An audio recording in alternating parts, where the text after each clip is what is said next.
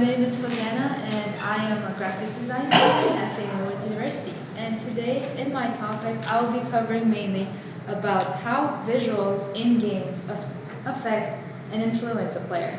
And I'm going to do it in three sections.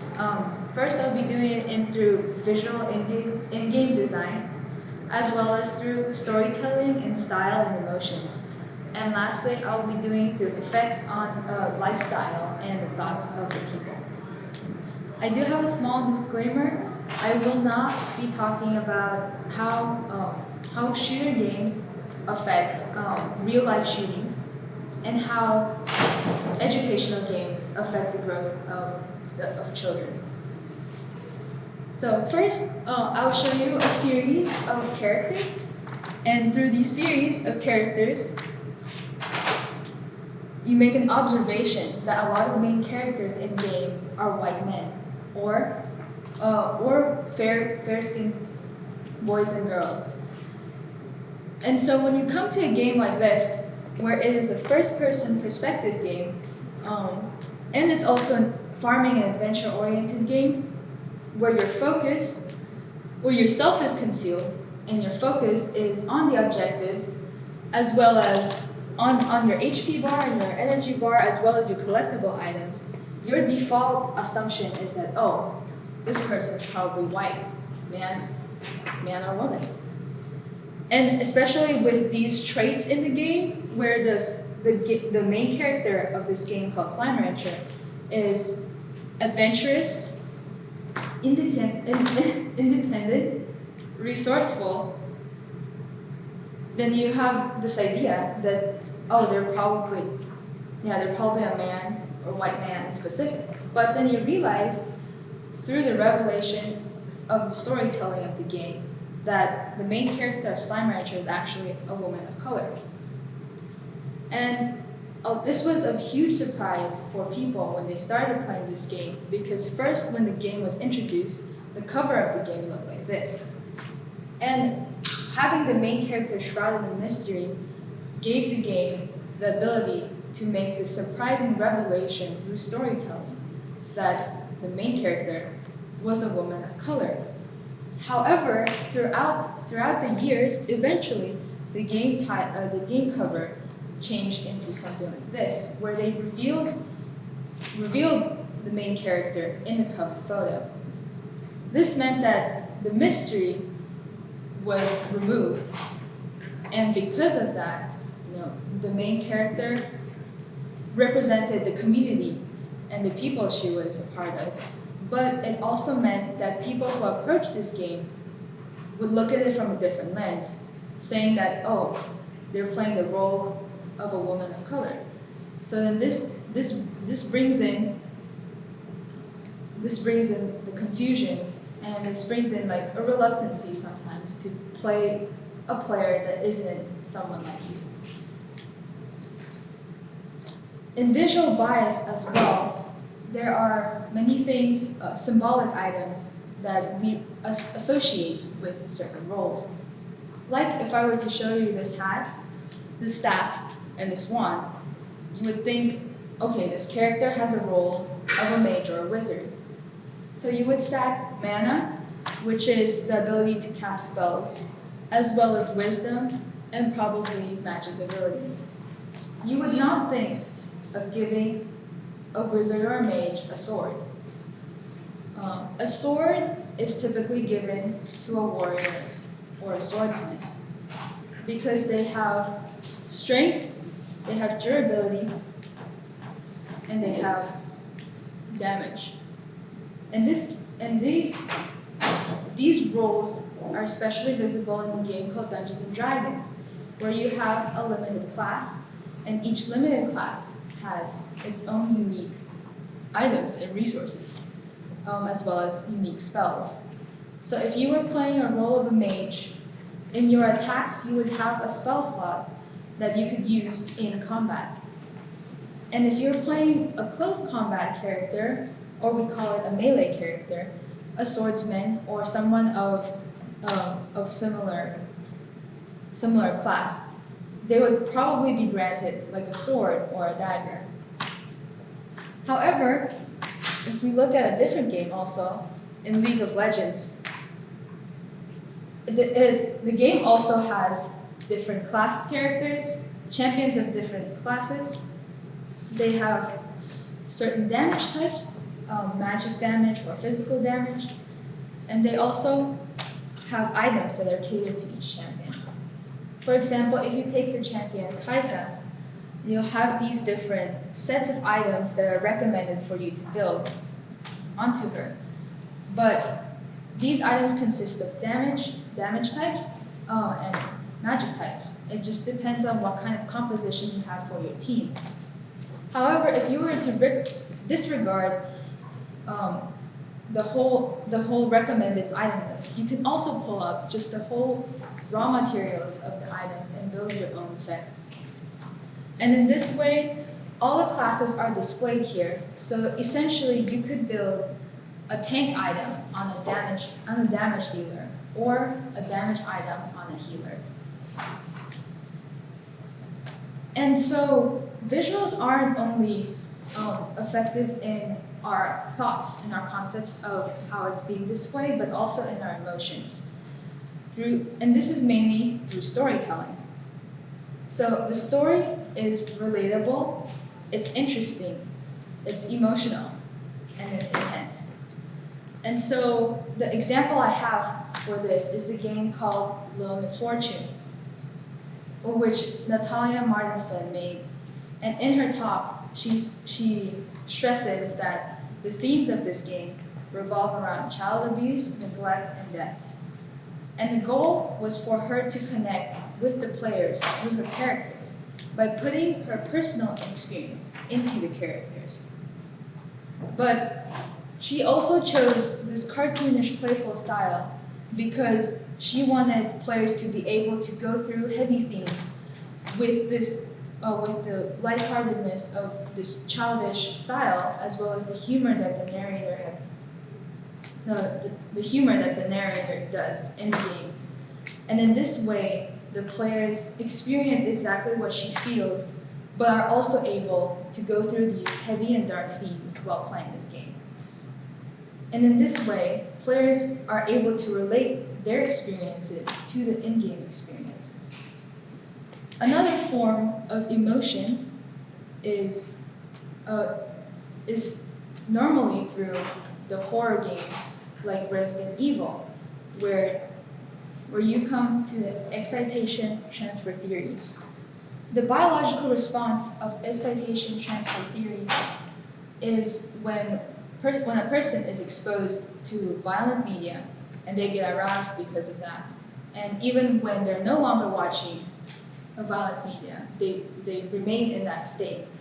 And this prolonged exposure to violent media is what causes them to experience amplified emotions and intense emotions.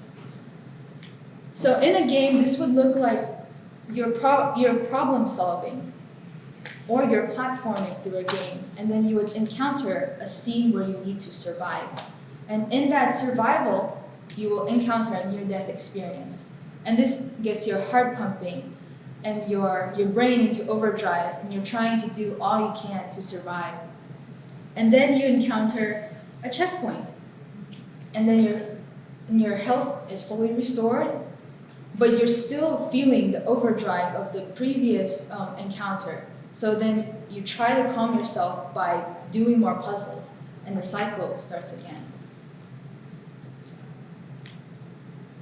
And lastly, I want to talk about how games change a player's lifestyle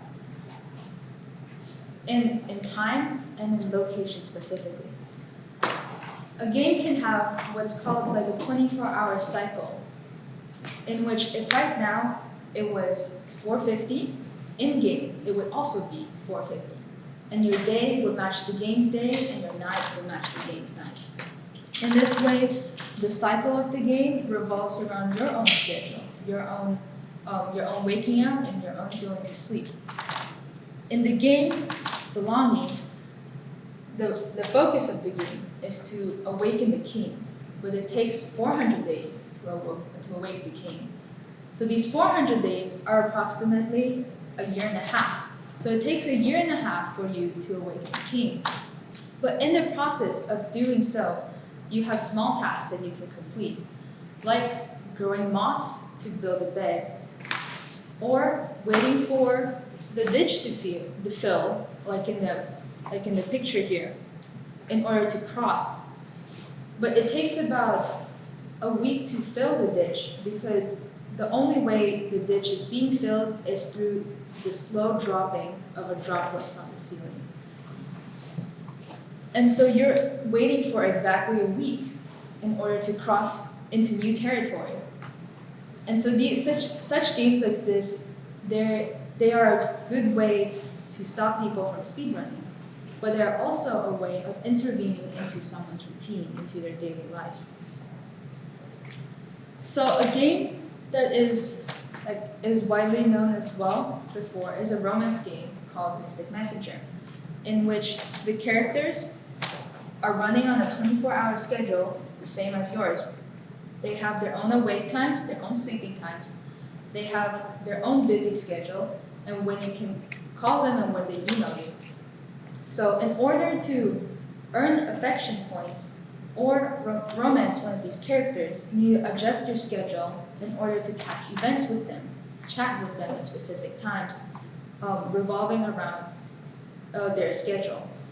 And this can adjust a person, change their sleep schedule, or making them make sure that at a certain point of time they're free so that they can get into this game, get a specific item, or like get a chat with this one character.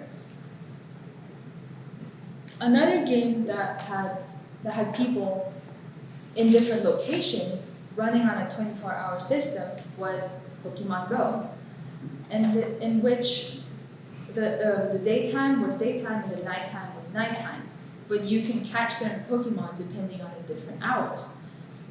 But this also required the player to be in a specific place.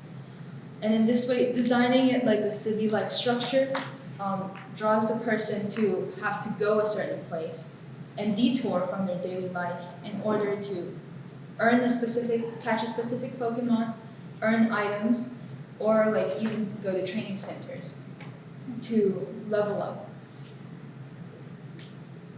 And so, in conclusion,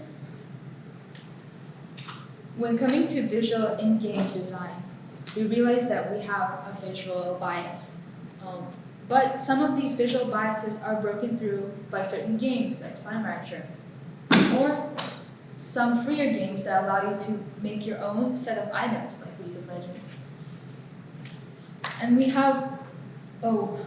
have designs of in-game storytelling that help us convey a certain theme through the way they're depicted, like Low Misfortune, in which a heavy theme is depicted through a cartoonish style to help the players be able to understand and accept that story.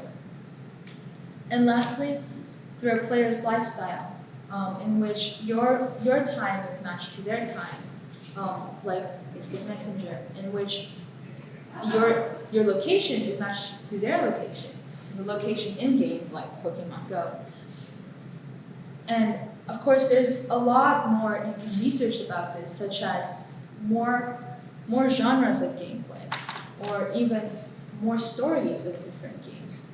So this is only a small part of a big whole of how visuals affect people in-game.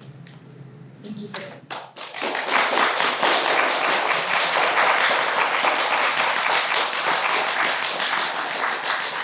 Thank you so much, Hosanna. We have time for a few questions or comments if anybody has some. So after looking at the very different video game genres, I wonder which one is the one you're most drawn to if you were to create a video game? Oh, I'll say the first one I was probably the most wanting to create was probably somewhere similar to a romance game. However, doing a lot of research in that, I really realized that you have a lot of bias in romance games, as well as I did put it in here, But in my research, it's like your actions in romance games are a lot of times more flirtatious, more aggressive, and more like on point, because your purpose is to attract the player that's playing. But in real life, it's very different. So if you play a lot of romance games, sometimes in real life, you ask for more aggression from the other party, but you're not always going to get it. So I think that was one of the bigger things I was really interested in. It's more like the interaction also from like visuals of like what you get in a game that's different from what you actually get in real life.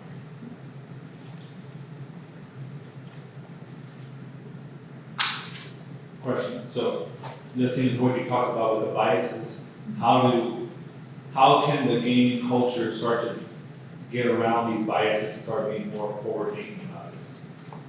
I know a few ways. So one of the things that gaming industries have done is by offering like character customization, depending on the person, so then they can create their own avatar and have their own feeling of belonging in the game. However, it really, I think, depends on the story that the author wants to tell. And a lot of the times, developers tend to end up being white, so then they tell it through the perspective of a white person. But there are probably games that I haven't researched that have a bunch of main characters that are not white, and those are probably interesting topics to also dive into.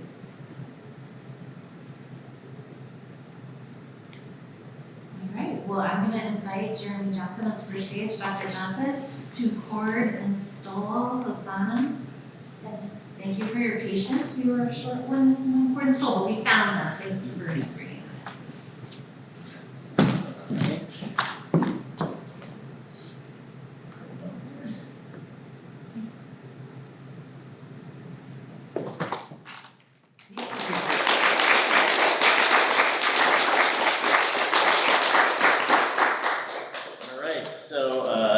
It has been a great fun to work with you on this project this semester. You've worked incredibly hard. Hosanna worked incredibly hard on this, especially considering that you are not a video game development major, but you just have a deep affinity and love for games and game-related things. She approached me because I was the animation representative for a class, your senior graphic design class, and so you're already, and in fact you have your project is on display in the library right now, and it is games adjacent, right? Games related as well. So this is something you clearly love, so you approached me to do this project, and yeah, even though you're graphic design, still, you have a lot of knowledge about games, and it was really fun to work with you and think about these specific things that you're interested in, particularly, and share knowledge on visual bias. And like I learned a lot. I actually did learn a lot about genres of games that I don't play, particularly Mystic Messenger was one that I was not on my radar. So it was fun to learn about that stuff that is more of your interest. So thank you.